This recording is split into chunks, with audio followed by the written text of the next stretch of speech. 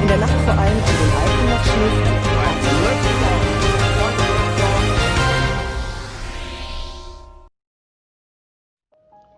A'udzu billahi minasyaitonir rajim.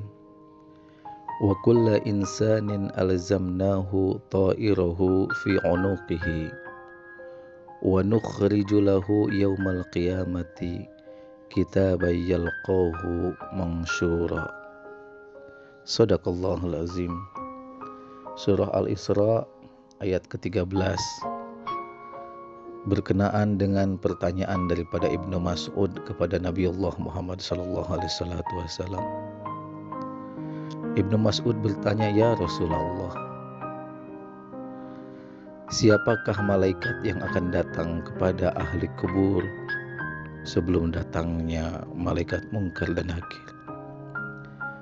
Kemudian Rasulullah SAW menjawab, "Ya Ibnu Mas'ud, tidaklah ada satu orang pun yang bertanya kecuali engkau, dan tidaklah ada malaikat sebelum Munkar dan Nakir kecuali malaikat Ruman, di mana dia wajahnya terang benderang, lebih terang daripada cahaya matahari, menduduki si mayat dan kemudian meminta si mayat itu untuk menuliskan amalan-amalan salih selama hidup di dunianya dan amalan-amalan buruk selama hidupnya.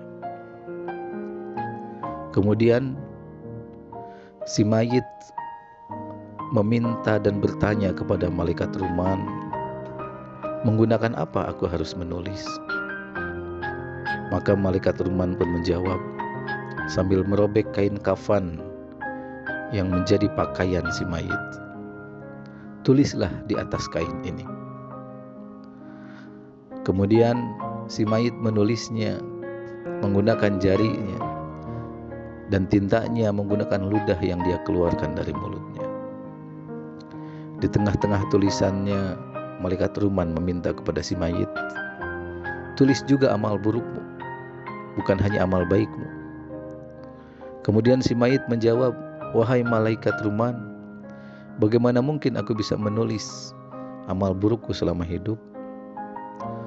Aku malu menulisnya."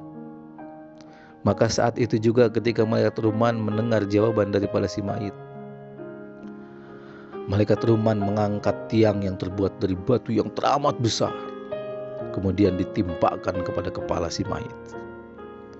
"Apakah engkau tidak berpikir ketika hidup, ketika engkau berbuat amal buruk, tidak merasa malu atau tidak berpikir engkau malu?" Kemudian berteriak-teriaklah si mayit untuk meminta dihentikan pukulan tiang yang terbuat batu itu, dan berjanji untuk menulis setiap amal baik dan setiap amal buruknya.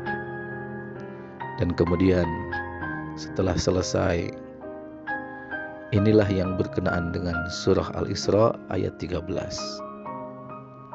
di mana amal baik dan amal buruknya yang telah ditulis oleh orang yang sudah wafat akan dikalungkan di lehernya, dan kelak ketika di hari kiamat bangkit, maka kitab yang ada di lehernya, tulisan yang ada di lehernya akan dibacakan dan dipertontonkan di hadapan seluruh umat manusia.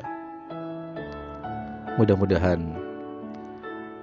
apa yang disampaikan pada kesempatan kali ini menjadi motivasi agar berpikir untuk tidak melakukan perbuatan-perbuatan buruk, dan bersemangatlah untuk melakukan perbuatan-perbuatan amal saleh.